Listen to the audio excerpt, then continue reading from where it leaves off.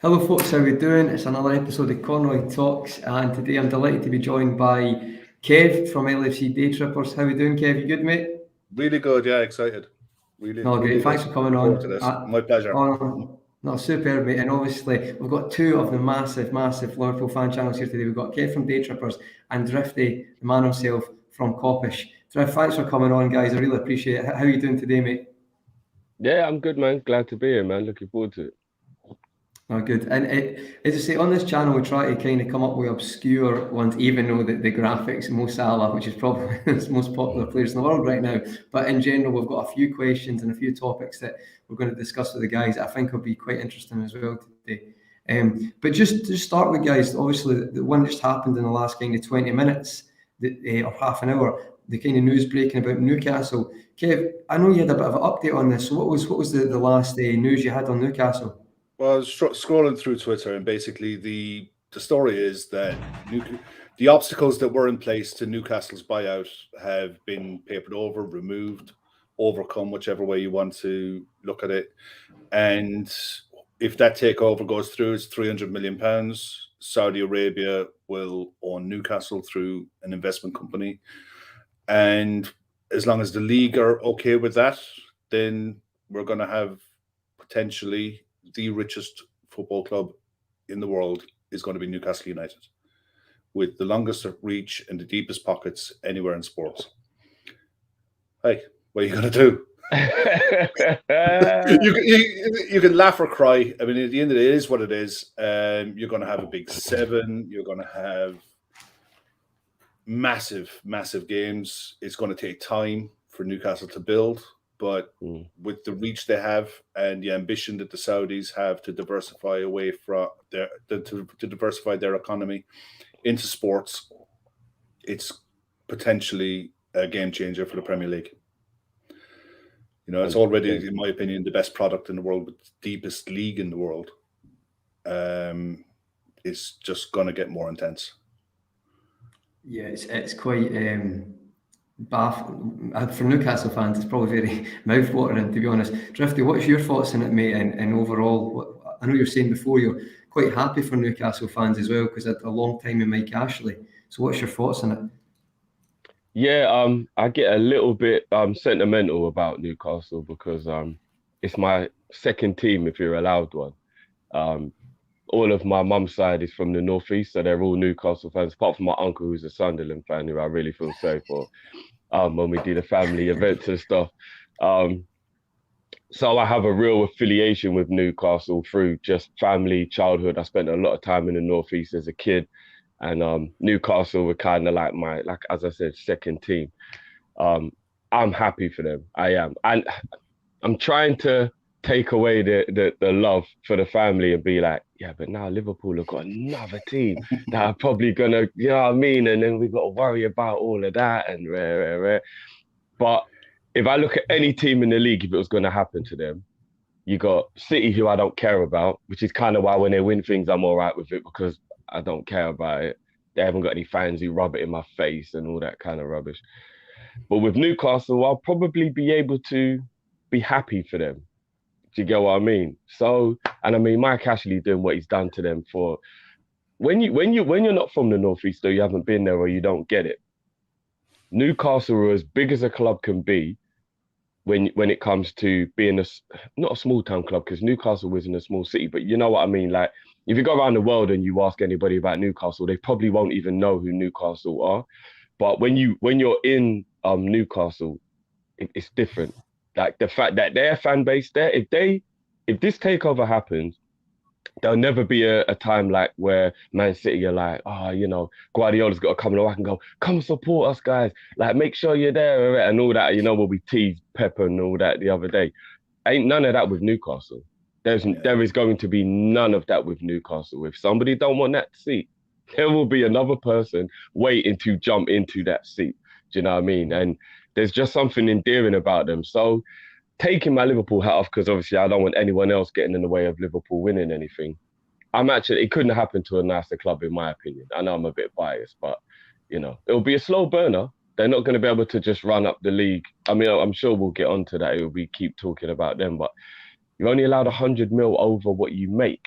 And I don't know how, unless they just break all the rules and go, do you know what, let's build the team, get a 2-year ban from Europe, and then afterwards we'll just already be elite. Because I'm thinking you can't do a Chelsea in the City anymore. Like, the rules are really like tight now. It'll take them ages, I reckon, to I'm not catch up. sure. I'm not sure about that because they're not in Europe. The UEFA financial fair play rules don't apply to them. So, and I think when they get in it though, Kev, like, yeah, you know, like, do you get what I mean? But they come in 3-year blocks. The financial fair play is judged in 3-year blocks. So if you imagine that Newcastle go right, whenever any new owner takes over a club, you can go big for. It used to be the case anyway. You could go big for one window at the start. If Newcastle say it goes through, Newcastle decide, right, we're gonna go hammer and tongs at this for the first window, build a base, and go from there. Then get into Europe. Who knows? It's going to be fascinating to watch. You know, it's just one of those things. Transfer windows and stuff like that. January could get very interesting. January could get very, very interesting if because you were saying, Kev, we'd all say they're probably quite not favourites, but they could get relegated. But with this news, you might see, if it happens before then, they might buy in January to ensure that they're in the Premier League. Yeah, massively, because at the end of the day, a lot of clubs will look at Premier League. You know, if your Premier League clubs get relegated, they're prime candidates, they're prime cannon fodder really to get taken over. Whereas if you're coming in with maybe 2 months to go before a transfer window opens up, you can go. You can invest in strikers. I mean, at the end of the day, Newcastle are struggling at the bottom of the league, or second bottom of the league, without a striker. Callum Wilson is their biggest issue. When he's fit and firing, they're a entertaining sight to watch. They'll score goals. Their problem is without him, they've got nothing. You know, St. Max is a fantastic player, but he can't do it on his own. And the results are showing that, you know, for all of his great performances. And I think he's playing outstanding football. They're struggling. They're struggling to score goals. And if this takeover goes through, they invest in January with proper forwards, they'll stay up. Do you know what I mean? Yeah, that was the first thing I thought, Kev, when you told me it was going through. I thought, I can't. We ain't gonna be able to get Max anymore, man. Bloody hell, man! Like, I wanted him badly. You got the agenda was there. Ask you is reading your mind, Drift. Be untouchable. Yeah, man. You lot know obviously how much I love that kid, and I thought if Newcastle go down, which I didn't want to happen, obviously, I'm like, straight away we got to do what we did with Genie. Just be like, you know, we don't want to do this, but we'll just take St. Max. All right, cool.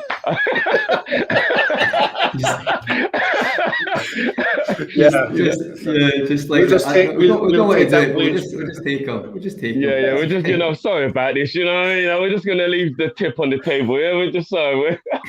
And now I'm like, and it just come to me, and Kev was just talking there as well, guys. Conte doesn't have a job. No. If this takeover happens, mate. Who better to build a team with unlimited funds than Conte? My word, this time next year for Newcastle could be a completely different story. My word. Because when you look at the team that he took over at Inter Milan, the team that he built bore no reflection to the team he took over. As well, Kev. Sorry to interrupt, guys. People forget sometimes. See the Italy team that done really well. Now, I know it's Italy, but see if you actually go back and you look at the players in that team. Graziano Pella at Southampton time he was at Southampton at the time, playing amazing. Giaccherini, who was on loan at Sunderland the year before. So it's not like Conte always needs superstars. He just wants players that fit his system. Alonso and Moses at Chelsea. He turned the most average fullbacks into Premier League winners. He's great at doing that. It's one of those things that as fans, if you take your club hat off, this could be so entertaining for the league. It really, really could. You know, it's but on the flip side, God damn, the money. I don't mind Conte going to Newcastle though, because I really rate Conte. So if he went anywhere, I'd rather. For me, it would have been a short-term fix, but I think United would have worked out for him. Some people disagree, But United Oh, would have Conroy, we given the don't want that. funds. We No, don't want no, that, mate. no. We don't want that. we move. Ollie in all day. We don't want that. No, absolutely. No, we do not No, want. but We do not want Conte at Man U. But what I'm saying is, if Newcastle are in for him, it's like I would say this though. I think you're right. It's maybe not a slow burner. I'm kind of in between you and Kev. I do think it takes a bit of time. Like we've seen it before. Even Chelsea with Mourinho, that was maybe the only one, and still a few of those signings. Actually, that's a lie. A lot of those signings came in, and I still think what Mourinho done, that was pretty amazing. How he got them to play so well, so quick. I know there were some, already players in the team. However, even City have spent okay at times, and it still took them a long time to compete for the title. It didn't necessarily take them that long to be competing for top four, though. So that's maybe what Newcastle will be looking at first: compete for top six, Yeah, then definitely. compete for top four. But the fans are going to be loving it. That stadium, as you said, Drift, mate, it's going to have a very kind of feel to it that if you're not going, there'll be 50,000 people wanting. There'll be everyone for every seat in that. There'll be a replacement for it. So is it 52 or 54,000, right? Yeah, it's in or around that. I mean, there'll be no fake fan. There'll be no fake fan noise pumped into that place. No way. If you get that place rocking, it's one of the best grounds in the league to see it going. Definitely. But at the same time, they're a demanding base. If they see football that they like and investment that they like, when they were in the Championship, especially as Conroy was saying earlier, it's if they feel like they should be winning, they're demanding. And they're demanding of their players and their manager. They're all right at the minute. They'll quite happily take 15th under the current ownership and the current manager and the players they have. They're realists. But if they got the money and the manager and the playing staff, they will demand, and they rightly so. If they get the kind of investment that could be pumped into it, they will demand top four and they'll push to get it. What we're saying, Drift, I think you missed that, is when I went to a few games from Newcastle in the Championship, it is funny how circumstances change how certain people view. So I think they're playing Blackburn at home, and because in their head the Benitez, the top team, it's funny how psychologically that works, because it goes from being, if they get a win in the Premier League, it's amazing, whereas if they're not winning at half time in the Championship, it's like it's kicking off. So it's really funny. I think it'd be the psychology. Obviously, Newcastle fans are loving it. I'm not disputing that, but it's going to be interesting, isn't it? Because that can turn very quick. If you get a couple of years a good team, they might be, we need top four, and that's going to be fascinating to watch as well. And for your family, Drifty, I mean, right now, I think Newcastle fans would be happy just not having Mike Ashley in charge and having a decent manager who plays good football. But they could go from having this to genuinely like some superstars, maybe not the top at the moment, but some very good players in that team. They could assemble a great squad. I think someone had obviously, Mike Mulford, shout out to Mike, had said the Ajax manager would be one to fear. He is very good. I've heard rumours he signed a contract with Barcelona. I don't know if that's a load of rubbish though. Don't know if you guys have heard that as well. He only got a new Ajax deal about 5 months ago. Yeah, Ten Hag. I don't know. But apparently there's investment. There's potential investment coming into Barcelona as well. So whether that materializes, the only reason Koeman is still in the job is because they can't afford to sack him. They don't have the money to sack the guy. And in fairness, it's a perfect storm at Barcelona, because there's absolutely nothing that Koeman or any manager at the moment can do with that playing staff. With the players they have, and when you're relying on Luke de Jong to come off the bench and propel you to top four, as Barcelona expects. I mean, at the end of the day, they're ninth in the league, and they're, after watching them a few times this season, they're lucky to be ninth. Yeah, they're a mess. I've heard a real rumor about Barcelona winning Origi. Mm-hmm. Mate, honestly, Ali read your mind. Honestly, literally. And if I'm being honest with you, obviously you lot know I don't want Origi to leave, but Origi would actually be a very good fit for the situation they're in. I mean, he's way better than De Jong. Do you know what I mean? Like if I he know, but went to be there, fair like to De Jong has proved it in La Liga, though. He's quite good for Sevilla, in fairness. He wasn't good in the Premier League, yeah, but he's he not was crap. decent. He's not crap, but he's not He's Barcelona not level, is he? Barcelona. Do you That's know the what I thing. mean? Like, and the way I think his style of play is completely opposite of the way Barcelona play. It's more that why he don't fit.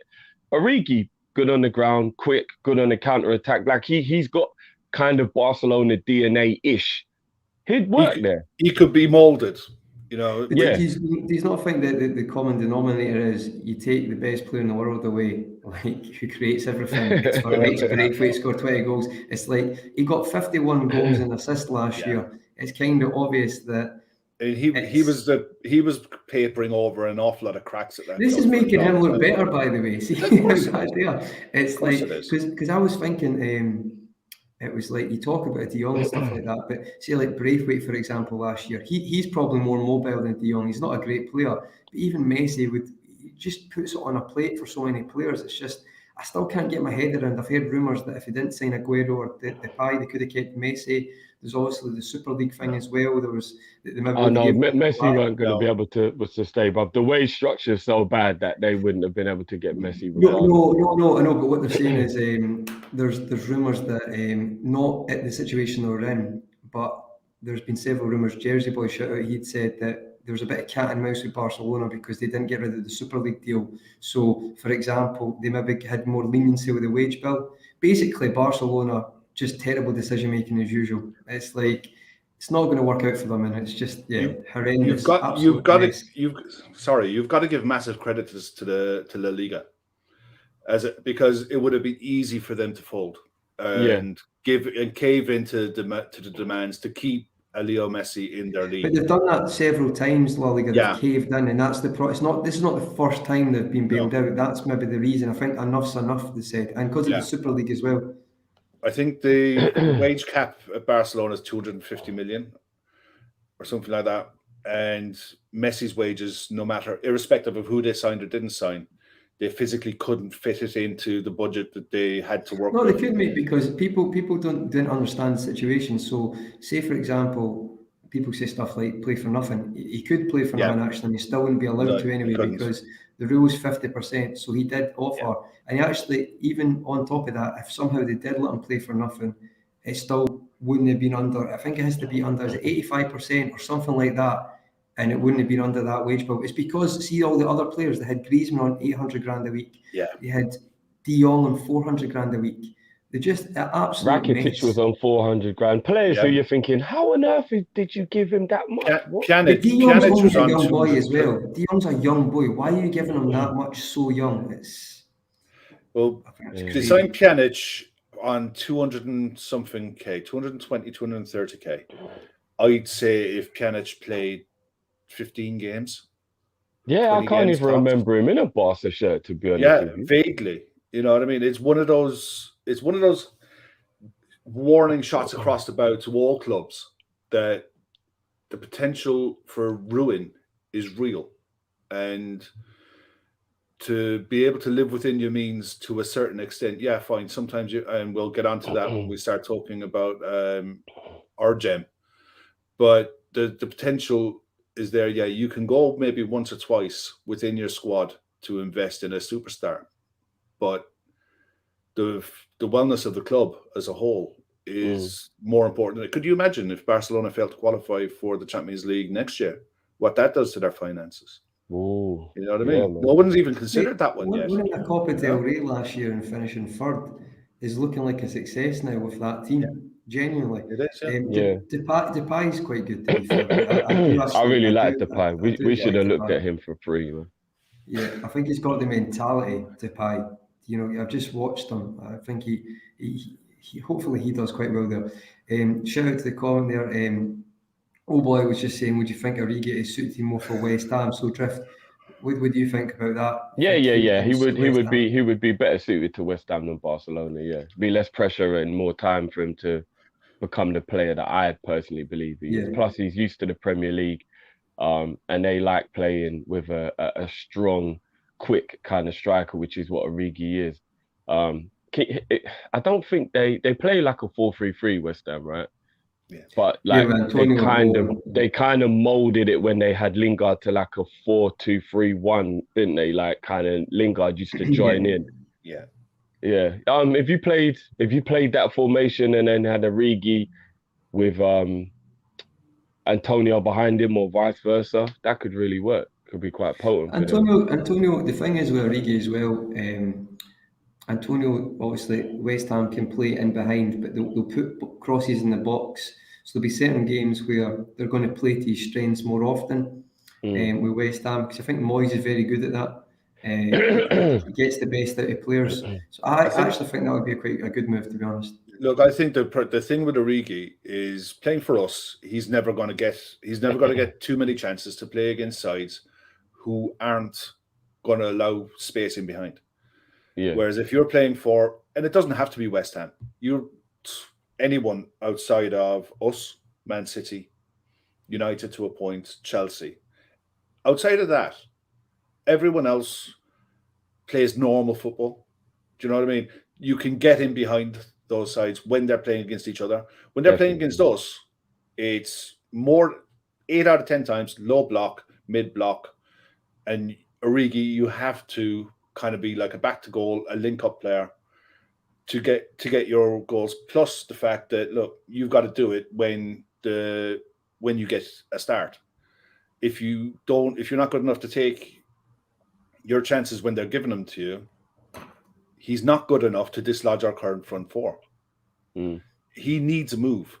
We need him at the moment, but for the sake of his career, and I said it all through the summer, for the sake of his career, if he wants a Belgium future, if he wants to be remembered as someone who is good at the game and who made a career for himself, and not just a guy who scored in a Champions League final once, do you remember the quiz question kind of thing?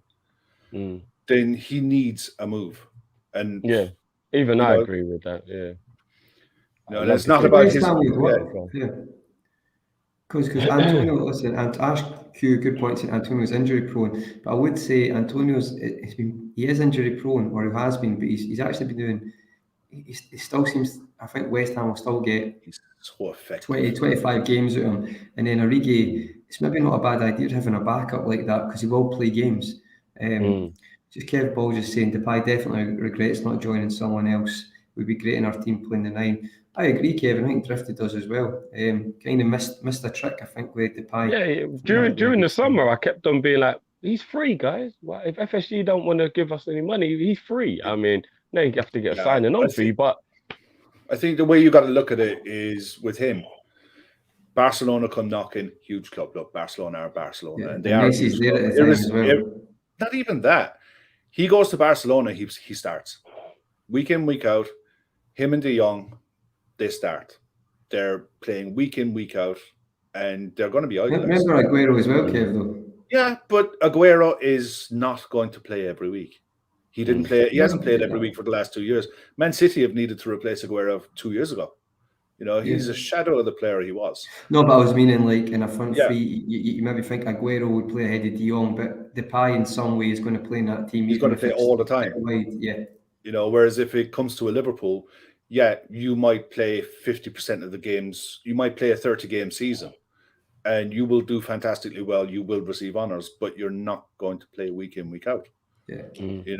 Unless you really turn up. Klopp could have had a word with him. He probably did. I don't believe for a second that we didn't look at him. I don't believe for a second that we didn't. Plus he's got Virgil in his ear as well. If push comes to shove, big man. Do you know what I mean? Have a word. It's not a case like we didn't have access to the player. And you do some secrets happen up, some agent Van Dijk. So, shout out to Wino. How you doing, mate? Depay wanted Barcelona, same way Mbappe wants Madrid. Fair enough, that is probably the case. I think sometimes it's hard for us to probably look at it in that perspective now, but it's ingrained in some players from a young age, even though both those teams, especially Barca, are a mess, and Madrid, they're not a mess, but they're not looking like a force at all at the moment. That was the first kind of chat, guys, and that was quite a nice segment that went in a few different things there. Of course, we ended up in Origi because Mr. Drift's here. I had to do that, and that wasn't even me. I didn't even start. That was a comment. Shout out to Daz. Good evening, gents. Mo's magic will bring us success this season. He's getting better, and the season levels ahead of the rest. We're just going to get onto that. It's a great point to talk about the graphic, the headline for the video, the thumbnail. Mo Salah, folks. Now, Kev's going to be talking about this later anyway, and Drifty probably will as well. So we'll try and take the snippets out of it. But the main question is, I know he's going to say yes, definitely, but right now we need to take the sample size, 7 games right now, because in my opinion, Messi is the best. But right now, for the sample size, the way Mo's started the season, his goals, his form. Firstly, is he the best? And the contenders I'd say are competing with him. Isn't Messi Ronaldo for this start of the season? I'd say it's a Benzema or Lewandowski. I mean, Benzema, to be fair, like we're saying, this Madrid aren't great. The numbers he's been putting up have been ridiculous. And as Kev said, that's continued from the end from last season as well. Like he has really stepped up. You've got to give him his credit. So I'll start with you, Drift. Is Messi, and is he the best in the world right now, and why? Is Mo the best or is Messi the best? Oh, Mo, sorry, God, I didn't mean it. Is Mo the best? Sorry. You've had so many years saying who's the best. Genuinely, I didn't even mean that. I meant to say it's Salah. Folk will be like, Conroy's at the wind up. I'm really not. It is the best. Sorry. Can I answer you without being biased?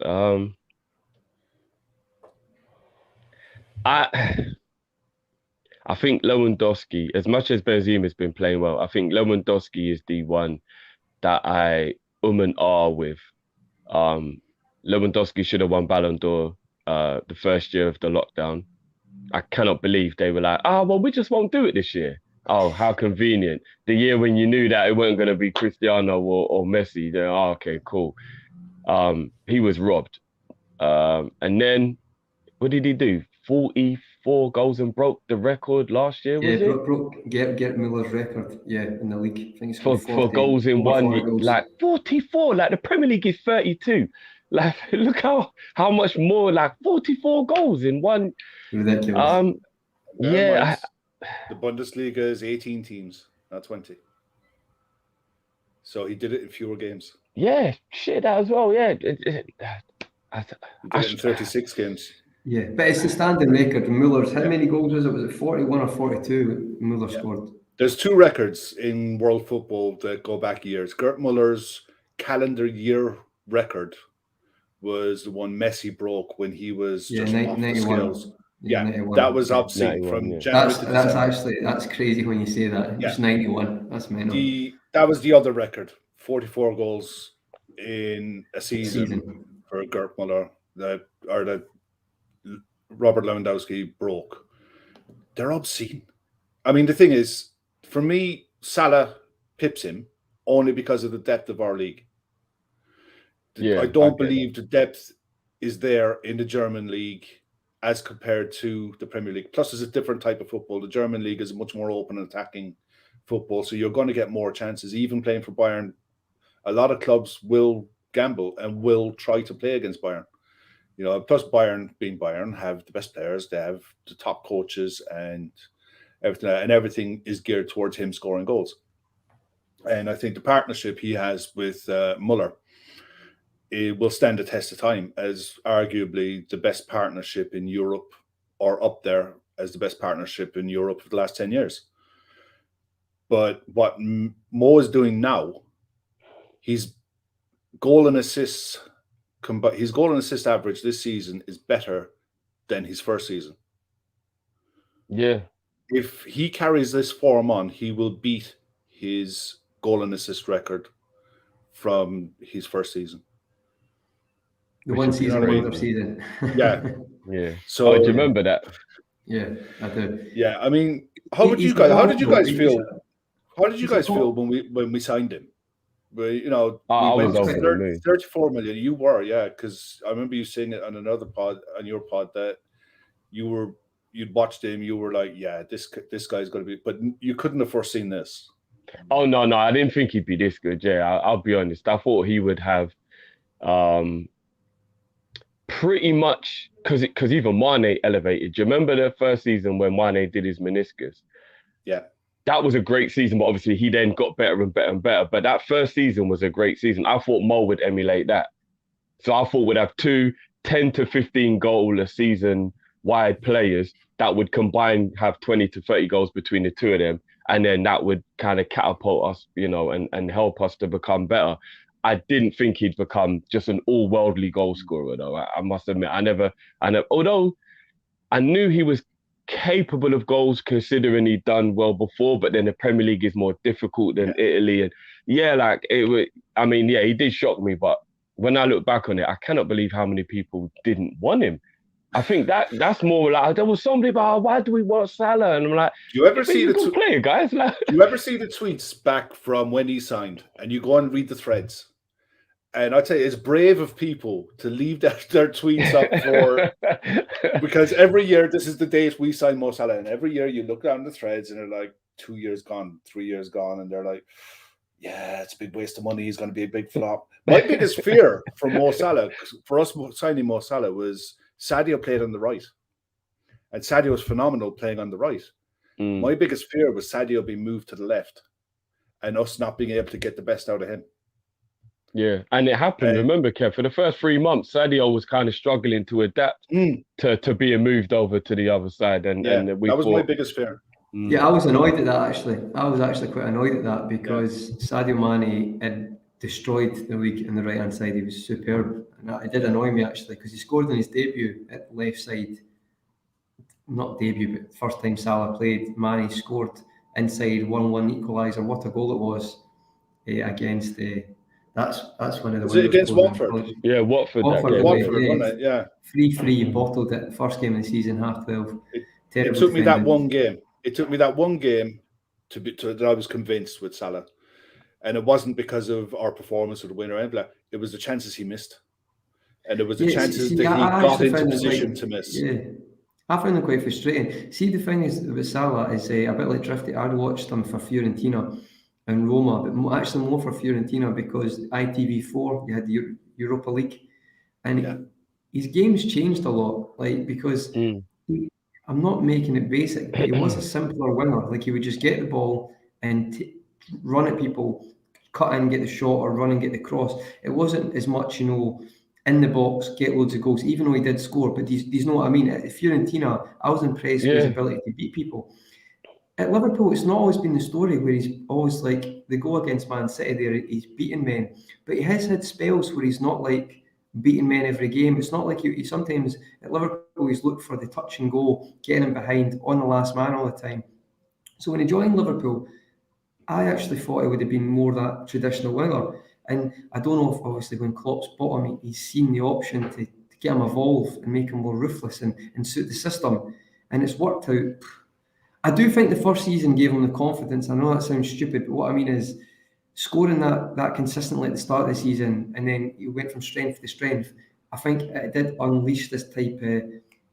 Hindsight's a wonderful thing.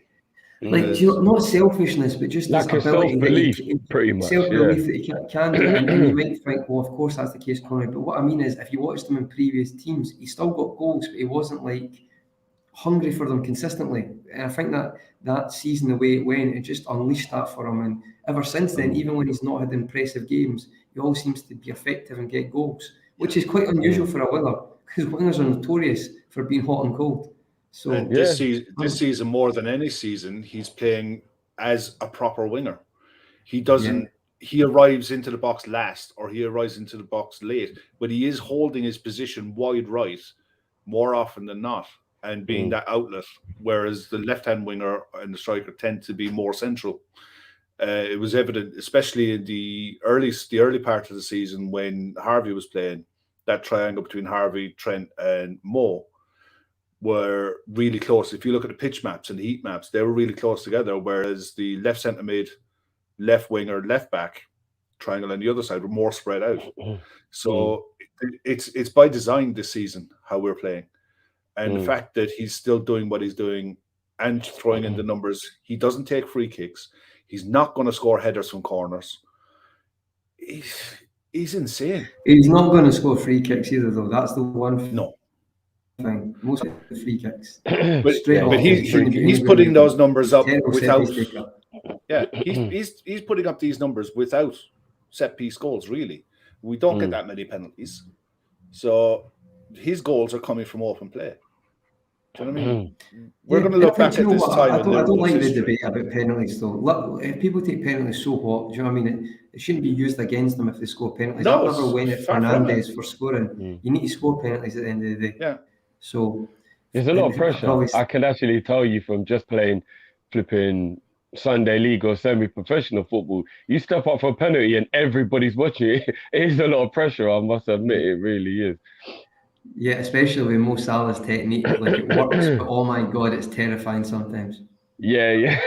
Even though he's so good. Like I sound idiotic, but do you understand what I'm saying? I think he's changed it a little bit because he whips it sometimes now, but there was a point where he used to smash it. Lash and I was like, no one knows where it's going. So his technique gives the goalkeepers a great chance because any kind of a hand on it or any kind of a foot on it or anything, odds are with the power that it's going to go away. Whether it's going to deflect wide, over the top, back out into play, whatever. It gives the goalkeeper a chance if the keeper can guess right. But, you know, so you see some of the penalties that go top corner and they're right. In fairness, Harry Kane's penalties more often than not are in the side technique. They're in the side netting. So there's almost, even if the keeper goes the right way, the odds are he's not getting it. Salah, though, to be fair, see, because he'd started to score them with that technique, he then changed it. Manchester City in the Community Shield penalty shootout, he kind of whipped that one, and he'd done it against Chelsea in the penalty shootout. He just whipped it the opposite side. So because he's done it a few different ways, the keeper's Arsenal, not sure. Do you remember he put a top corner against Arsenal, the title winning season? And then the season before, he smashed it down the middle against Arsenal because we beat them 5-1. And it was like, I remember thinking like, it's good now because he's done so many different techniques. It's a bit, I'm not comparing, but it's a bit like, see, Fernandes. Fernandes does the hop skip and sometimes he just runs straight up, sometimes he places it. Yeah. That means when all these keepers are doing their homework every night of the week when they're against you. So, I do think, fair enough, he is good at penalties, but it just gives me the fear. I don't know why. I know what you mean. He doesn't have that Alan Shearer about him where you go, this is it. Like, there's no point even worrying about it. Maybe that's why it works. Maybe that's why it works because he believes it, and then it does work. I think there's no pressure is going to come more than what he scored for Egypt. You know, that penalty scored for Egypt, I don't think, unless you're in a Champions League final, then that pressure. Pressure of a nation. I think that was more, Kev. I actually think that's probably the most pressure you could ever feel ever in history. So if you score, your country qualifies for the World Cup for the first time in God knows how long, and you know you're like the messiah of your that pressure is unrivaled. To be fair, the Champions League pens in the first minute is pressure, but that's the last minute of the game. I think for Egypt, it's like you can always get a penalty in Champions League final 2 minutes in, right? If you miss it, it's not great, but you can always. You're an attacker, you can have that impact on the game. That penalty was mad pressure. Yeah, it was. Paulie Walnut's just saying, great name, great character. How many goals will Mo get playing for Munich in that league?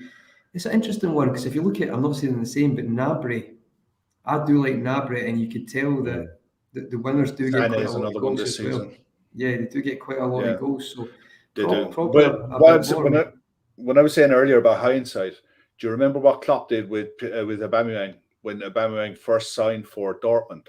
He didn't start him up front; he started him wide. Yeah, and he flew. He absolutely flew, and he designed their system at the time with Aubameyang played wide right, wide left, and flitted between the two. It's the same with Mo. Our system is designed for him. It's to maximize the best out of him and the others, as you know. Mane as well to a point, but everything, the way we play, how we play, the structure of the game that we try to create, everything is about him.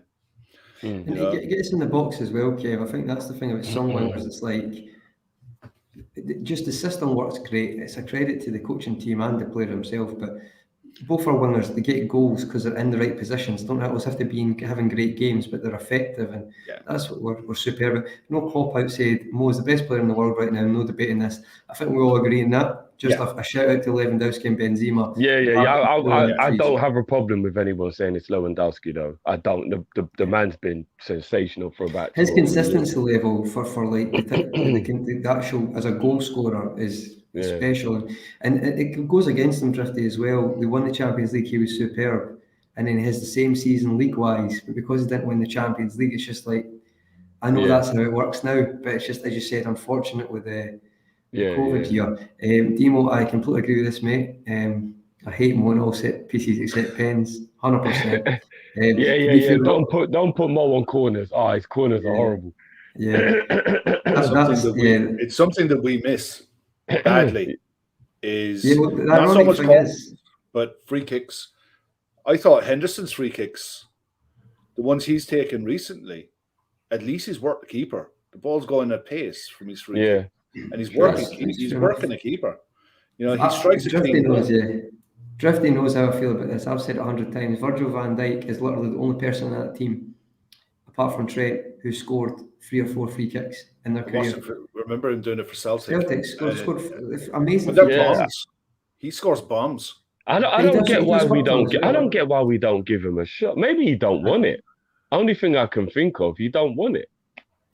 You know what I mean? But Trent needs to get in the training ground and do a Beckham, Ronaldo level of dedication to becoming, a set piece master, because I don't get how he's got that much technique and he's only banged in maybe 2 or 3 free kicks. He's not bad at free kicks. It's just it seems to be it's either perfect, he puts it over or it's every never time. Target. Yeah. It's either top corner or that's it.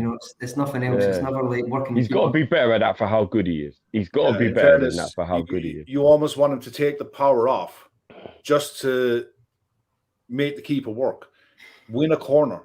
You know, at least. If it's on target, look, as long as it's not soft putty going straight into his hands. Or goalkeeper's side, Kev. Goalkeeper's side and just test him instead of trying to whip it over the wall. Anything, but it's something that I think is a weakness for us. It can be addressed.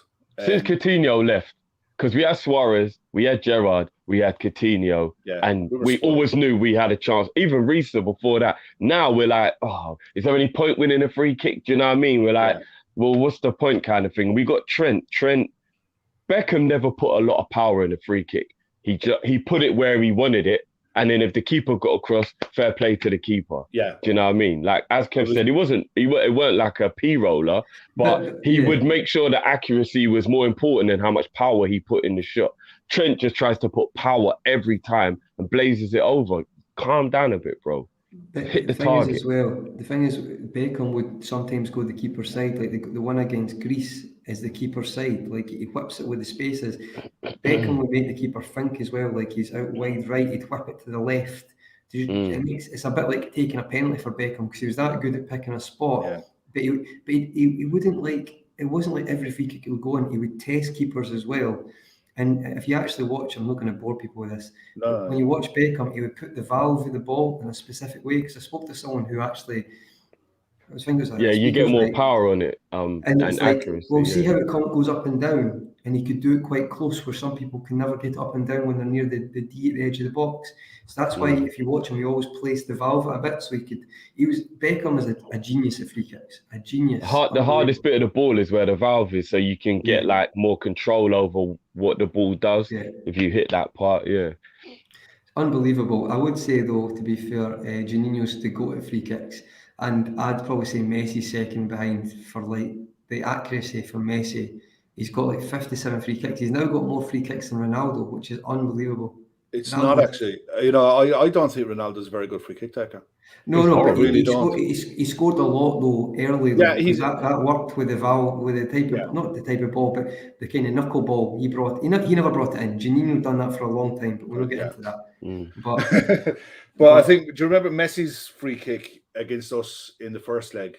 That was ridiculous. Yeah. It was outrageous. It was just, what can you do? I remember at the end of that game, I just laughed. It's like, we were brilliant that night. That is not a 3-0 game. No way. But with that goal, I just thought, It was actually What can you ridiculous, do? that free kick. You know what I Someone mean? said to me, when we beat them in the second leg, I can actually go back and enjoy that free kick now. And honestly, it's the truth. It's Yeah, no, actually it's the truth. true. It It's true. actually is, because I remember More thinking, so, did that take a deflection? They had a massive It was miss like, later on and again. yeah, and it was Dembele. Dembele, yeah, bloody He's basically just carried that shit. He's probably like, how much you on a week, mate? You can't finish from 3 yards out. Do me a favour. No, But that's the all reason joking why. aside, That's the reason why Beckham is the best free kick taker of all time, in my opinion. Because I know Juninho was amazing at doing it. for But that variety, whole Janino's the most variety. Like, you could do anything, but I get what you're saying, Drift. yeah, but I feel like that knuckleball way of hitting the ball has an element of fluke, but you can master the fluke. I know that sounds contradictory, but like you can kind of master how to fluke the shot because the ball does so much other stuff afterwards. And but for Beckham actually would be like, I'm gonna put it there, and he'd put it there. Do you get what I mean? Like, and you could pick any bit of the goal, and Beckham would hit the bit of the goal you were telling him to hit. For me, Beckham's technique was just sensational. No, I agree with the knuckle. In fairness to Janino, not everyone was a knuckleball. For him, when it was close, he could curl it, he could whip it, he could put his foot through it. It was when he was further out, I think he just done the knuckleball because he could properly beat keepers from far out. Whereas like Janino gets slept on because like when Ronaldo does it, it is kind of like not hitting hope, but sometimes it's not far off that.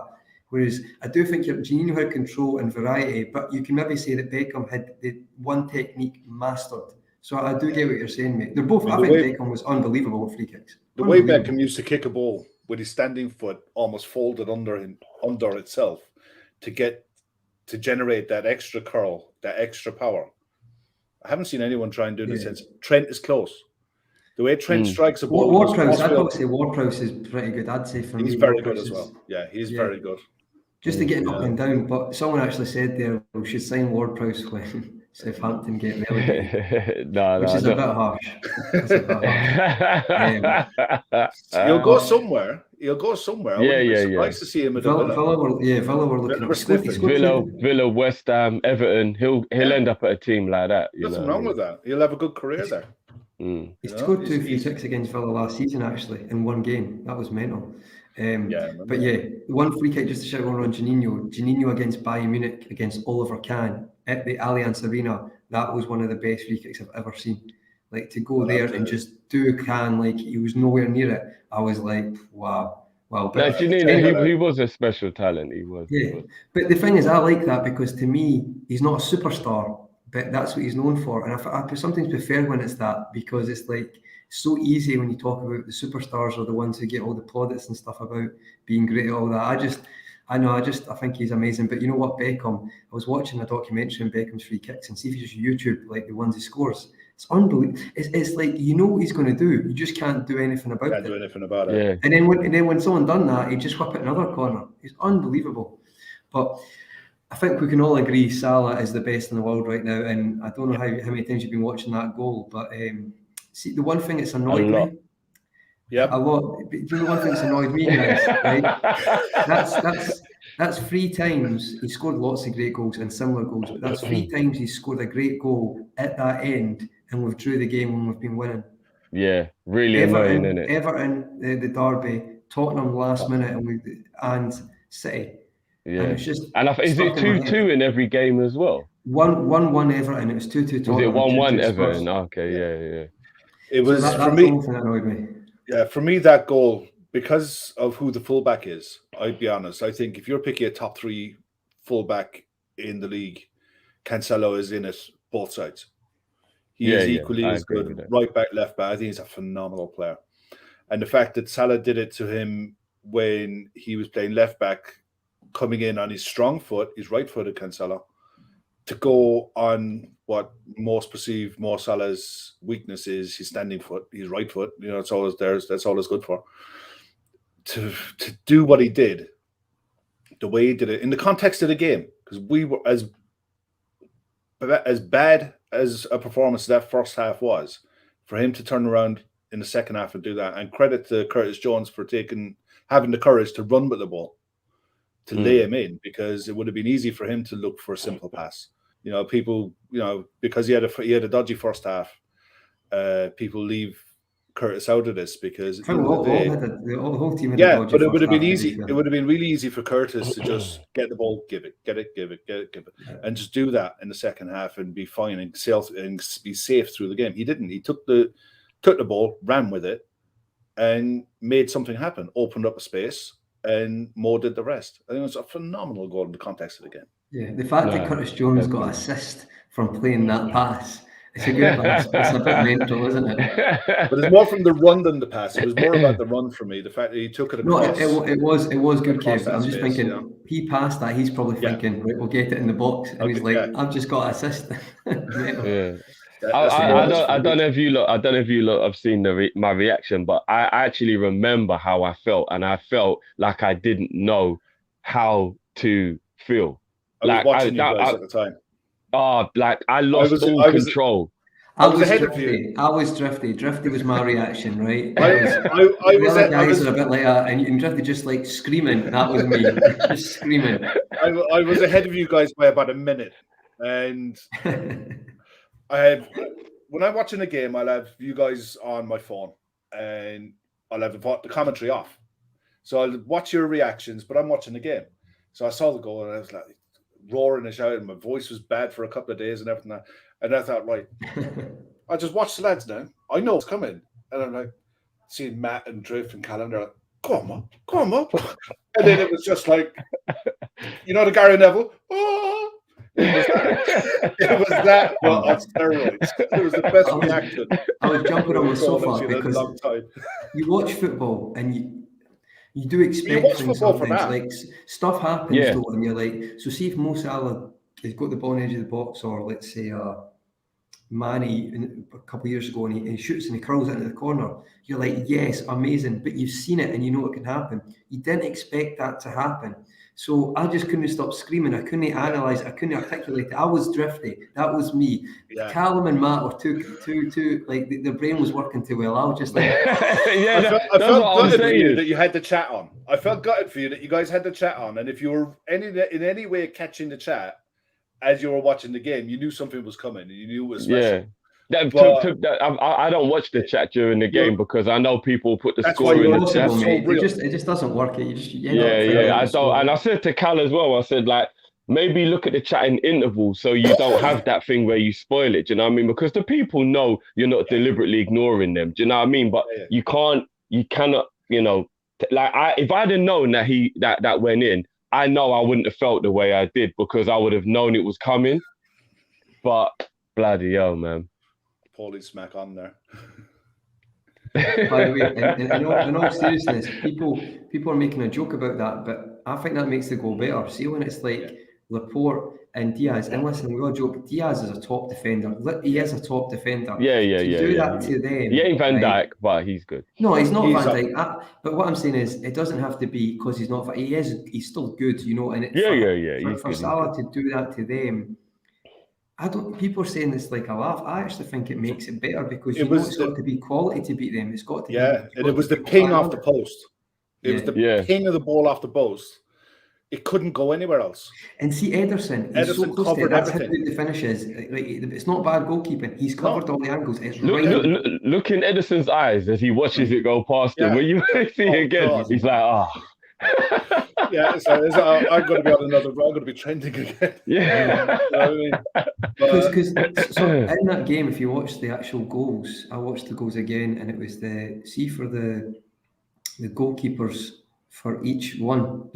For both goalkeepers, to be fair, they can't do anything about both goals. Like even Foden's goal, to be fair. I don't know about Ali. I don't know about Ali. I think the commentary was kind of spot on from Gary Neville that maybe he went a bit too far past his post. Oh, for that goal, yeah. Yeah, I think he anticipated a near post shot too much because the near post he had it covered perfectly, but he did leave a little bit too. I blame Fabinho for even letting Walker make the run, Jesus make the run. Fabinho should just take a yellow card there, and then we just defend a set piece. He literally did that and let him run through. No, Fabinho, take him out, man. Don't let him make that run. Was Fab on a booking then?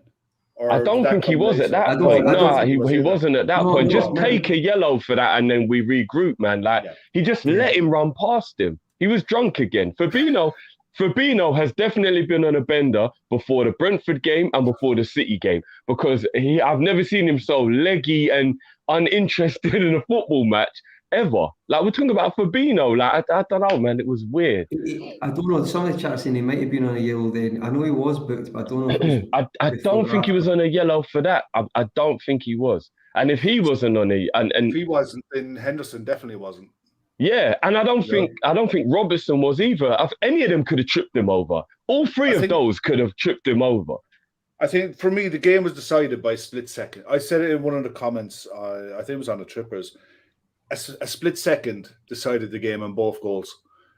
Matip, half a second later, blocks that. Half a second earlier, misses it, and Ali saves it. Fabinho, half a second, couldn't get his foot down fast enough. And you could see the goal. You could see the ball. You could see Fabinho. His leg physically just wouldn't move fast enough. Yeah. to get at the ball. Yeah. The most frustrating thing in the ball.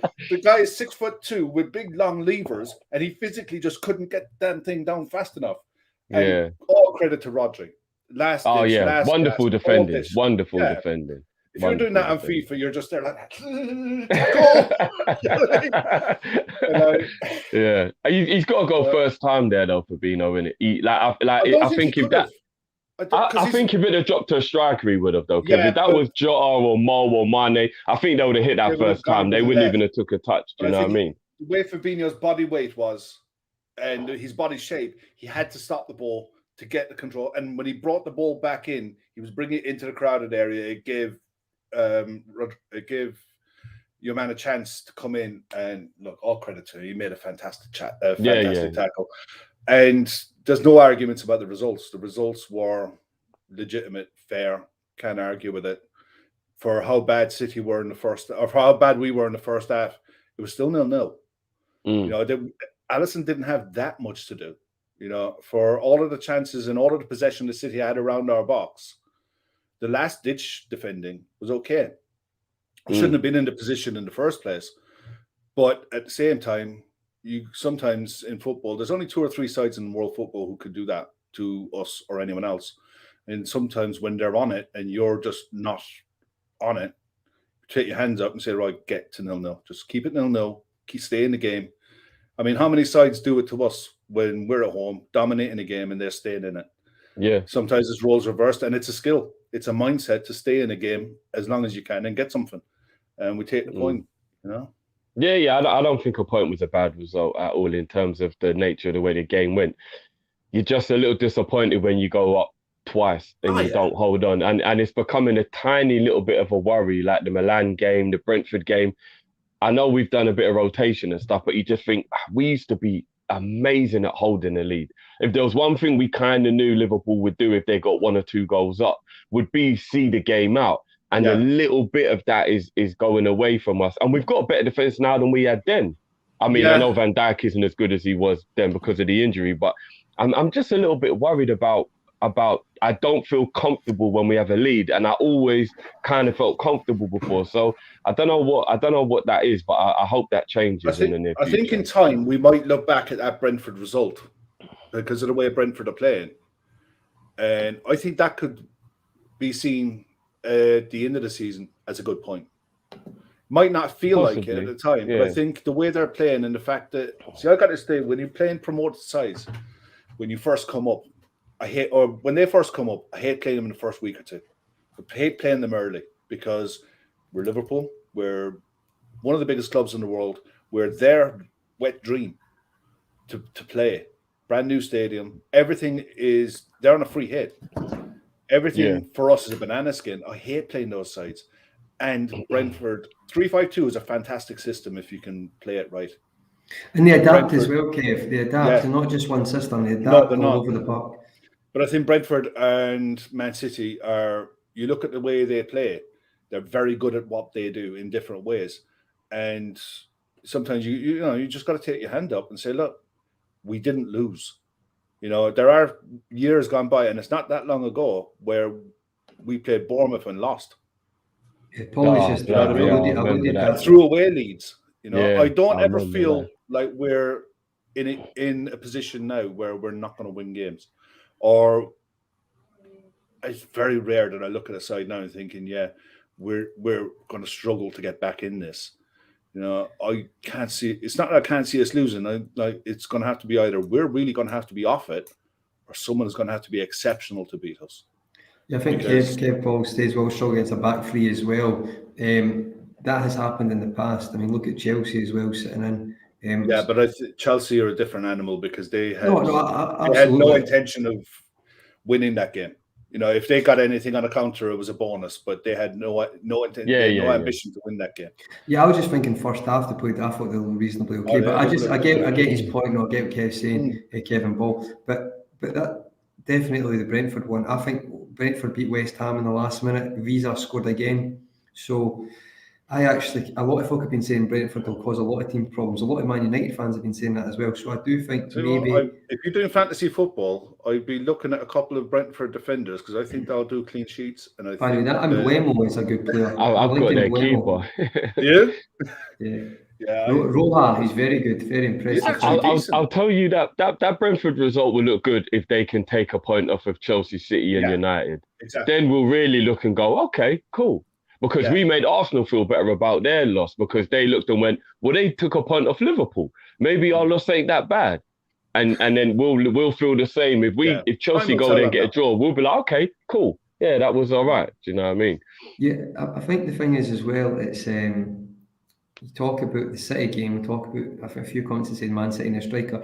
Probably do eventually, but I've got to be honest, just talk about Alisson with that goal. I just wanted to add, I feel like, see, because it's Kevin De Bruyne at that area, it's a poor finish, but because it's Kevin De Bruyne, if there's any player in the world you think when he gets at that edge, you think this is going to be bottom corner, like you need to be a little bit early.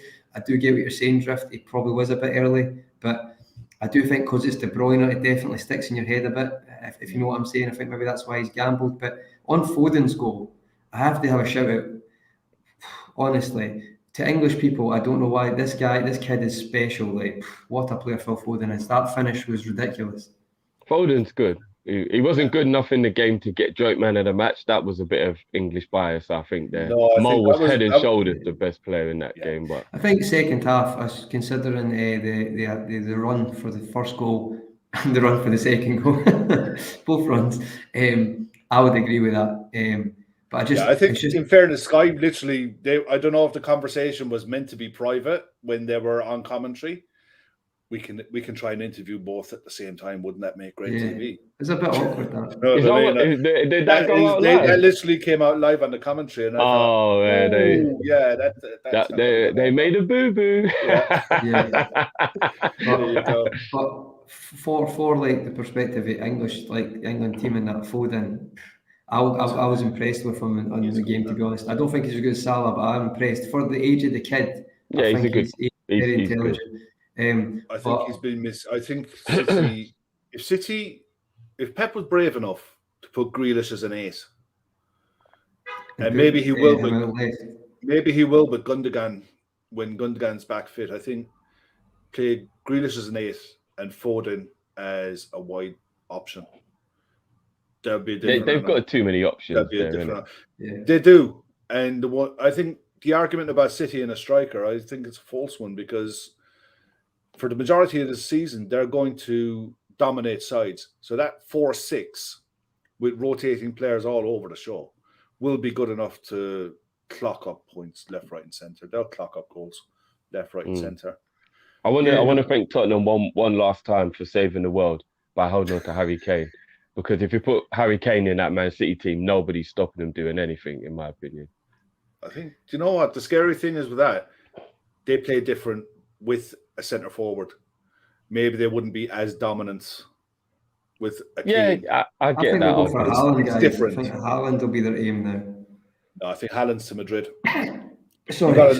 I'll tell you why. Madrid, find out. Mbappe's in the bag. That's no problem. Yeah. They're losing Bale, Marcelo, and I think Hazard, or one of their main 3 of the old guard are going. That's huge wages off their bill for next season. Massive. And I think Messi. No, Mbappe to Madrid is a done deal. But I think But Haaland do you goes not there. think? Do you not think City have And got the Pogba, pool? but I think Pogba's going there for free as well, personally. But why do you think Haaland wouldn't go to City? Because he's probably got more affection with City than he does Madrid. He's a And I'm not Leeds saying fan. it's about that, but He's a Leeds fan. no, but his dad's played for I City. know, I'm just saying yeah. there's a thing there. I think that a Man City might be his end game. I think, Yeah. unfortunately, I think Mino Raiola has his career trajectory mapped out. You go to Dortmund, you build your reputation, you go to Madrid, you do 5 years, you're now a world superstar, you're in your prime, you go on another free to Man City for your end of career payday. You know, you all bases covered. I think his career is mapped out in front of him already. It's just a case of following the roadmap. Stay fit and follow the roadmap. And then go and play for Leeds when he's 34. Exactly. He's apparently, the thing with him is at training, he wears his training kit and all that. He wears Leeds shorts underneath his training kit. I've heard that. You know what I mean? He is a bit of character, isn't he? Like he's a bit just like doesn't care. But No. Kevin Ball saying Madrid get Haaland, Mbappe, and Pogba, they're going to dominate the game. Possibly with Kev, but I feel like there's always going to be another opposition. I feel like if you that'll be a better summer though. Sorry to cut you, Con. That'll be a better summer than what PSG just did if they get Pogba, Haaland, and Mbappe. Yeah. Oh my God! Can you imagine? Yeah, I'm not playing that down. That's unbelievable. I'm just saying. I think there'll always be competition. That's all I was saying. But yeah, I get that. But I think it's a possibility. Kevin is saying yeah. I agree with that. It's a possibility, but I don't think Bayern. I think once he's done at Dortmund, I think he's done Germany. Do you know what I mean? It's Maybe. like you go to Bayern, you're a big fish in a small pond. No disrespect. Your season is over in March. You've won the league, and so what? You know, I think you've got just as much of a chance of winning the Champions League, though, which is what might make him do it. Because Bayern have just as big of a chance of winning the Champions League as Real Madrid, and I think that's the one he cares about now. I don't think La Liga is really a pull anymore. I think the Champions League is what a lot of these big boys think about, and you can win the Champions League with Bayern Munich. I think Lewandowski would go Real Madrid if they got him, which could work out for Real Madrid as well, because Lewandowski at 33 would do well for a couple of years in La Liga. So either way, I think there's a possibility that all of those outcomes could happen. It'd be interesting. Lou will do very well with us for a couple of years. Yeah, potentially. We should be all over that.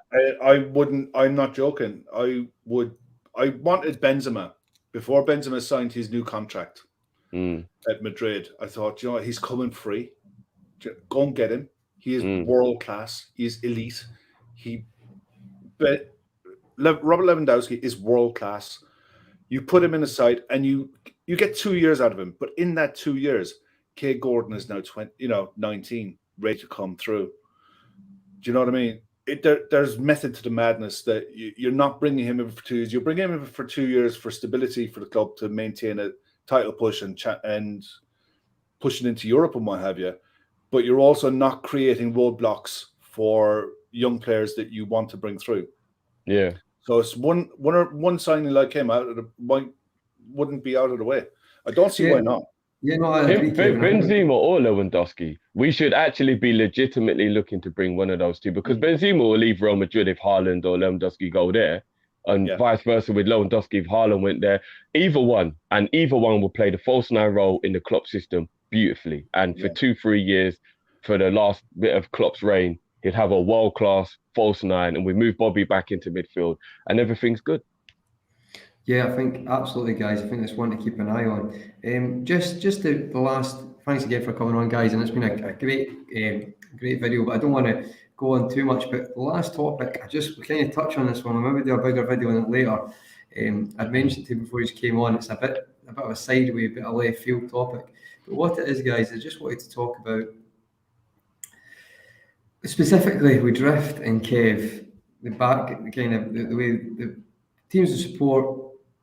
Not being necessarily from Liverpool per se, I always find it interesting, so I'm Scottish, like how people come on about supporting the team they support. And I think the question I want to ask, and we could go in more detail because it's a bit controversial at times, is do we choose who we support, or is it chosen for us? Now, I'm not saying everyone, obviously some people do choose, but at times it's like There is very much, and Cal won't mind me saying it, but Cal obviously he's got his two wonderful little children, and he wants them to be big Stevie Gerrard, big Liverpool fans. So the question is, what I get both your thoughts on. How do you think that is? Do you think we really have a choice at times, or do you think it's just if your father supports that team or your parents, you just support that team? Just wanted to get your take on it, and it's just, I think it's an interesting topic because someone mentioned it the other day, and I was like, actually, I'm going to bring that up. So I'll start with you, Kev. What's your kind of thoughts on that? Well, for me, I mean, look, I'm older than both of you. So for me, I grew up in an era where live TV, live sports just didn't happen. We didn't have it apart from international football. You get RT over here would show the qualifiers, World Cup qualifiers, European Championship qualifiers on TV. And we used to come home from school, 3:00 in the afternoon. It used to be, because there was no floodlights at Lansdowne Road. So the games were on at 3:30 in the afternoon. So you come off from school, you turn the telly on, and it was Ireland were playing. That was it. And you might get the big match on the weekends if you were allowed to stay up late. But in general, we used to get Shoot magazine and international football. And I probably was more influenced by players playing for Ireland as to what clubs they supported and reading Shoot and what have you. And we had the likes of Michael Robinson playing at Liverpool. You had Ronnie Whelan. Then you had the Arsenal lads, Liam Brady, David O'Leary, Frank Stapleton. Then went on to Manchester United. Kevin Moran went on to Manchester United as well. And a lot of my friends, when I was growing up, we'd all pick a team, pick who we're going to support.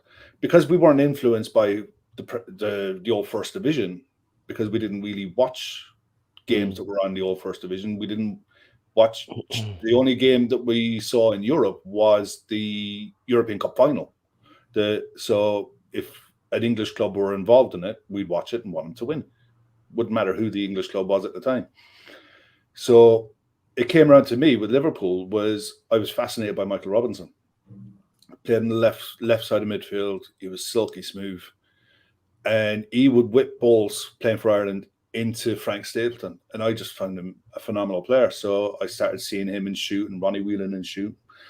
Liverpool, read about Anfield, followed all that stuff. And eventually, it wasn't until I got older that I really got invested in Liverpool when I first moved to England, because you're like, boom, it was access to more games, more access to watch it on TV. I was living in Bristol, so there was no Premier League club in the city. So I started more and more following Liverpool. And I had uncle who was a Chelsea fan, another one Man United. They were dotted around all different. I had one uncle who was a Liverpool fan, but they're all in their 50s, 60s now, 50s, 60s, older, some of them.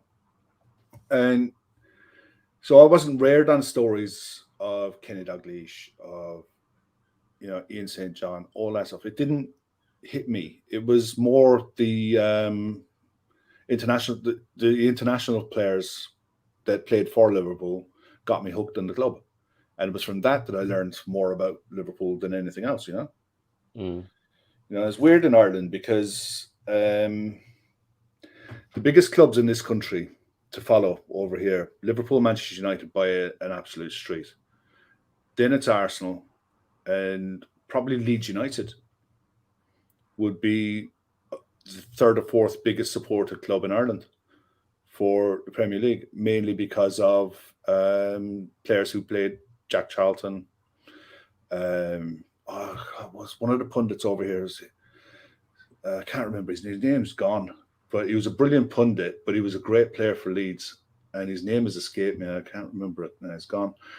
But a lot of people grew up in the 70s, and I get what you're saying about, my dad supported them. So my parents were never into sport in that way. I played every sport known that was going locally because I'm from a rural village. We had nothing else to do. We didn't have Ataris or anything. It was like only the rich kids had the Atari 2600. John Giles, that's your man. And so it was sport. It was Gaelic football, hurling first. They were my first two. We didn't have a soccer club because soccer clubs were banned in the town. We weren't allowed to have a soccer club because it was Gaelic football and hurling were the biggest, and that was it. We used to play soccer in the parks and the street, whatever. We never had a proper soccer club to play. But basketball, tennis, badminton, anything that was going, I played.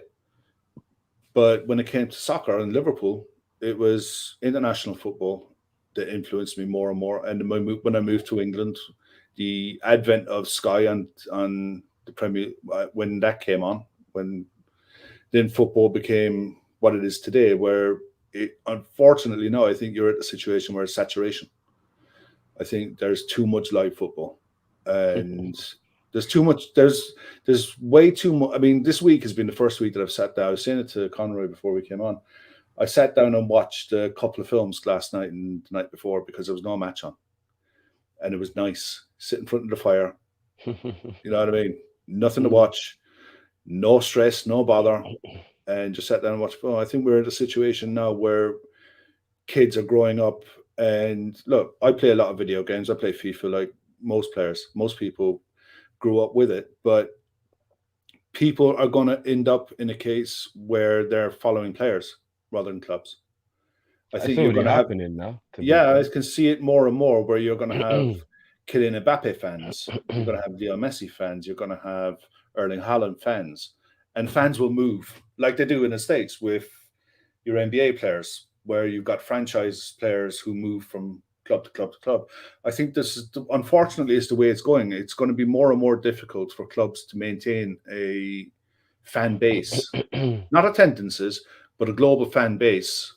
Is going to be more and more difficult as time goes on, as the next generation comes through and they're supporting players, player identity and player brand rather than club brand. It's going to be fascinating to see how it evolves. Very interesting, because I think like Messi and Ronaldo, like they deserve to be, if you want, an individual follow, because they have done things that are like alien, especially Messi's done stuff that's alien. But Mbappe and Haaland, yes, they've done some things, but they're probably just in history will fall as kind of good players. For me, it was Zidane. I would go out of my, when Sky used to have La Liga on a Saturday night, and I would go out of my way to watch La Liga on a Saturday night if Real Madrid were playing because Zidane was playing. Yeah, I'll do the same with Messi. To be fair, like, I think there may be a little bit of that, but it's maybe you just don't support. But I wouldn't be invested in the club. I'd want to watch the player. Well, I think it's quite interesting. I don't care about Barcelona games now, but if Barcelona were playing last year, I'd want to watch Messi. So a bit of me like that. We were lucky in England. We got Italian football and Ronaldo. Listen, R9. I mean, come on. Like I watched him in La Liga for that one season, and then when he went to Inter, I could watch him every week because obviously the Italian football came on a weekend, and I think that would be the only time when I can relate to a fanboy who would rather follow the player rather than the club, because Ronaldo was. When I heard Ronaldo might not play in the 98 World Cup final, I told everyone, if this game starts and Ronaldo's not playing, get out. I'm not even watching golf. Go watch the game somewhere else. Like, that is how much I was like, Ronaldo. Do you know what I mean? Like, just like. Oh no, I agree, mate. I do feel the same. Like, staying up to watch the Copa America final just to watch Messi and stuff. Like, I do understand that completely. I get that feeling you have, because that player like R9, Messi, they're always going to do something. Like, they've got to try stuff, and it's like, so it's never disappointed. You're disappointed if they don't win, but you still, it's a spectacle. You're going to see it. I do get that, actually. I do get it. R9 must have been ridiculous still watching. I mean, a lot of people go, "Oh, well, you were really young, so like it's nostalgia." I'm like, no, but go and look at him now, and you know it weren't just because I was a kid. Like, he was sensational. Like, you can't even describe how it was to watch him play live.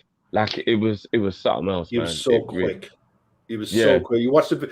Did you ever watch the Barcelona documentary when they focus on the year that Sir Bobby brought him in? And that one year, he was so fast. He was so fast with the ball. He was faster with the ball than defenders were running after him without the ball. That's unique. That doesn't happen. You know, that you're a freak if that happens. He revolutionized skill for me.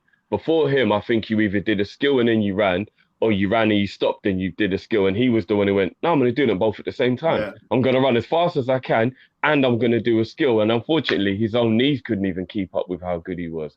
You know what I mean? And that's how he got the knee injury. So, yeah, he was he was something else, man. Absolutely different level. So on that, thanks Kev for your update about how you became a supporter. What about yourself, Drifty? What's the kind of the background to you being a Liverpool fan? And do you think it depends on each time? If it probably is, it's probably a variety. But I just wanted to get your take, mate, on this. I'm a little bit like Kev, as in neither of my parents cared about football to a level where they supported any club. But obviously, you know, growing up back in the day, there wasn't many black people on TV in general anyway. So if you're watching a football game and there's a black player, you would feel a little bit more invested in that player. And obviously, being from Jamaica, John Barnes was Jamaican. It just made my dad love watching John Barnes just for the sake of it being John Barnes. So I would watch TV with him, and then I would see this guy and he looked like my dad, and I'd be like, oh, okay, do you know what I mean? And then it's like it just becomes this psychological thing that if my dad likes him, I'm going to like him. And then obviously, you know, he played for Liverpool. So it was literally just, I liked John Barnes. And then with that whole thing, like Kev saying, where you've got that guy you like, and then the love grows and grows and grows for everything around him. And then the team becomes what you love. And then by the time I got old enough where I could really put my own input into it, you got the Robbie Fowlers and the Michael Owens and all of that. And then I'm just fully invested. That's it. Like I'm all in now. Do you know what I mean? Yeah. And I love it because I never loved Liverpool in the glory years. So I can appreciate and love the glory years for what they are. And when people want to talk crap, I'm like, you can't talk to my club. And then I can just lay out the receipts. But I didn't feel any kind of allure to them because they were winning. So my love feels more legit. I feel like the girl who got with the guy when she didn't know he was going to be a famous footballer or whatever, and she was along for the journey, and no one could turn around and go, you're a wag. We'd be like, no, we've been together from school. Well, I didn't even know he was, you know what I mean? I feel more invested, more legit about it. My brother, he jumped ship to Man United because they were winning. Do you know what I mean? That's unbelievable. I mean, he's younger than me. Get under it, boy. Yeah. The thing is, the only reason I give him a little bit of a blah is he lived in my shadow a lot. And he kind of did admit that he wanted another team because he didn't just want to do another thing his big brother did. And I kind of do get that. Do you know what I mean? Like, you don't always want to just be in your brother's shadow the whole way.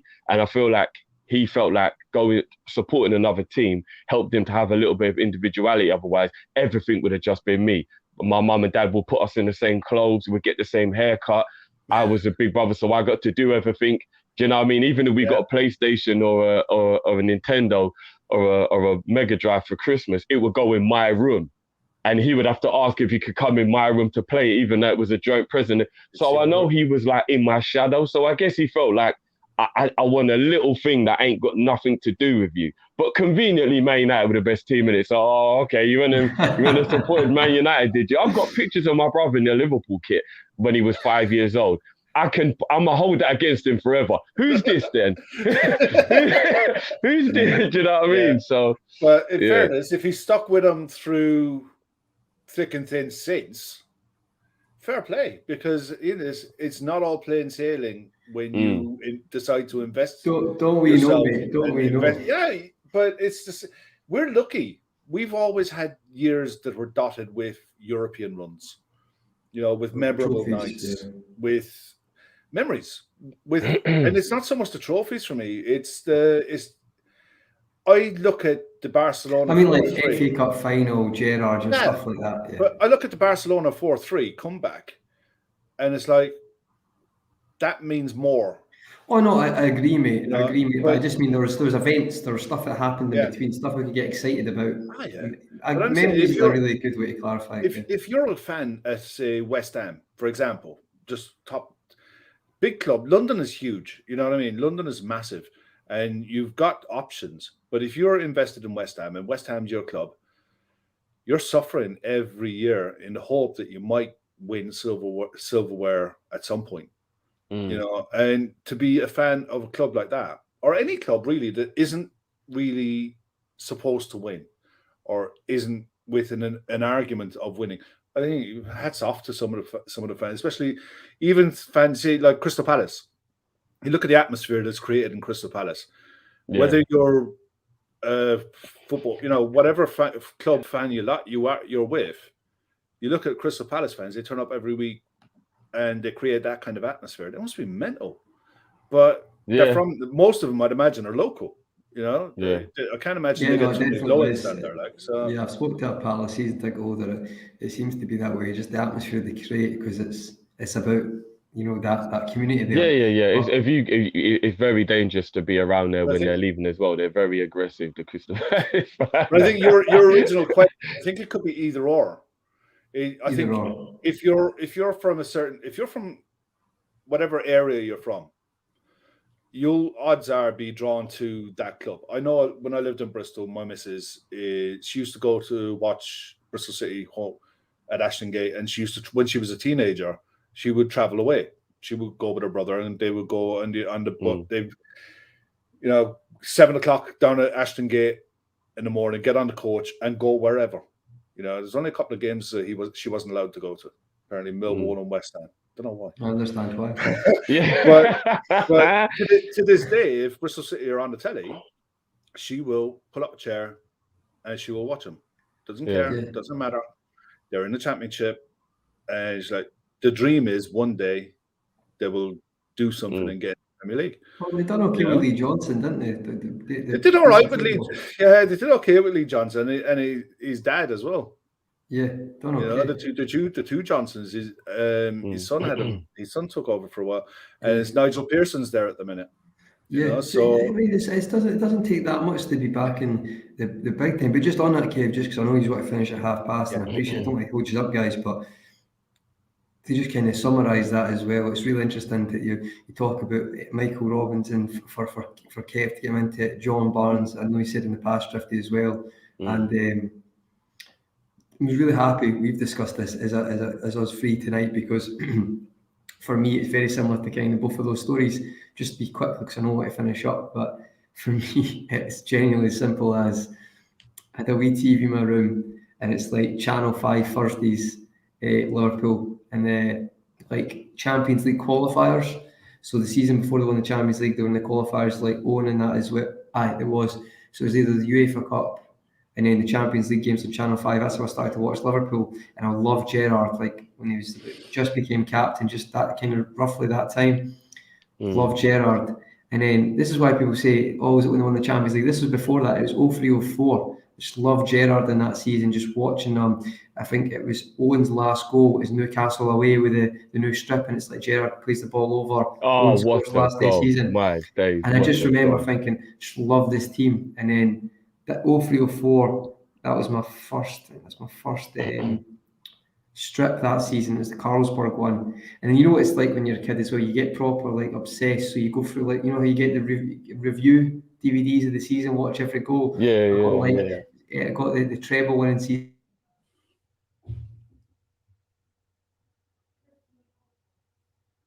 I think we've lost him. I think we've lost him, mate. I think we have. I get what you're saying, though. I mean, for everyone is different. I think if you're lucky enough to live in a major city in the UK, you've got more options that are on your doorstep. Liverpool are unique because they'll have a fan base all over the country. But if you were from, guys. No, I was just saying, if you were like living in England, say in Birmingham or in Liverpool, Manchester, Newcastle, all the major cities are dotted across the UK, you've got access to top quality football.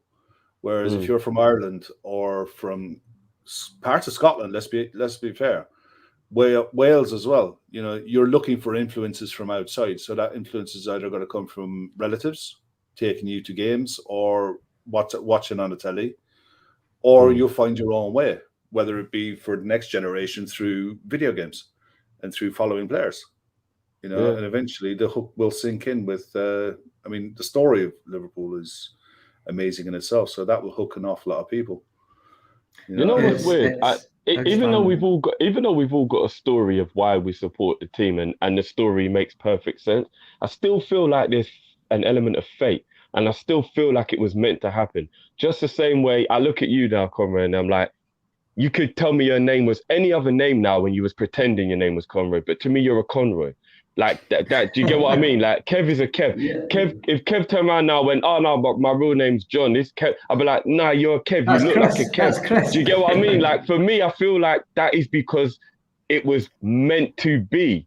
And I feel like a football club, even though we got a story, you're still meant to be a supporter of that club. Like there's feelings you will get in life, that butterfly effect thing where like that was meant to happen to you. So you had to support that club for that moment in your life to be what it is. And I don't know, man. I feel that a little bit as well. Yeah, just like kind of destined stuff.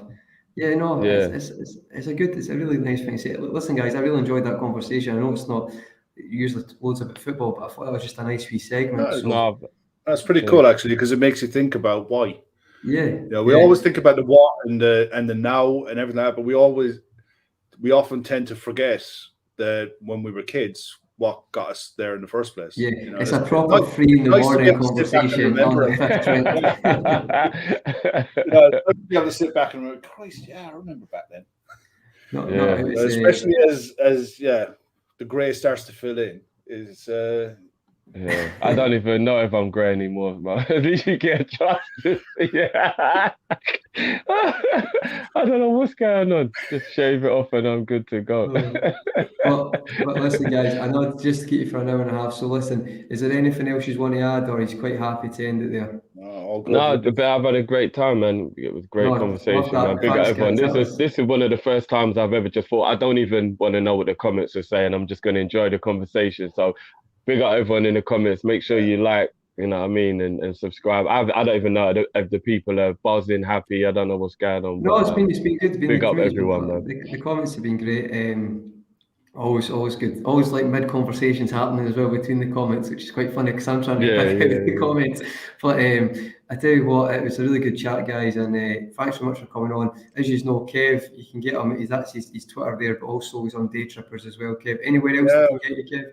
No, I have no interest in starting. I have no interest in starting a YouTube channel or anything like that. I've only just recently been asked to do a couple of shows with the Daytrippers, which is fantastic. I can't wait to get involved. Kev is a fountain. These are both fountains of knowledge of football. It's very, very good to have. I just, like, comment, subscribe, and get involved in the chat. This is whether it be Kopish, Daytrippers, Conroy's. Get involved in the chat. Have a discussion. Have a chat. Get to know the people who are in there and come back. Keep coming back. The chat's been brilliant today. The chat makes everything. I've seen regular faces and names that I've seen on Tripper stuff coming up on there, and it's fantastic to see. And the guys the chat makes it. The chat makes the show. 100%. The chat absolutely makes the show. Without it, you don't get it. So the more engagement, the better. Yeah, and Drift, no, absolutely. And Drift, obviously, Kopish, and your Twitter there. Anywhere else, or just, I think we've covered it. I think I've watched you and talked to you that many times on Kopish that's where it is, okay? Yeah. Just, Team Kopish, you know what I mean? And, we move, we keep it going. As Kev said, man, the chat is everything. The community is everything. That's why we feel so blessed. At Kopish, that we've just got such a great... Yeah, 100%. And I feel like they intertwine with each other, which is why we're so connected anyway. So, you know what I mean? It's great, man. Yeah. Just get involved, have your say, and as long as you're not being abusive, you are welcome. You know what I mean? Yeah, absolutely. But guys, thanks very much for your time. I love that chat, and thanks to everyone in the comments. Great. And until next time, we'll catch up and we'll talk soon. But everyone, take care, and we'll see you soon. And bye-bye. Cheers. Cheers.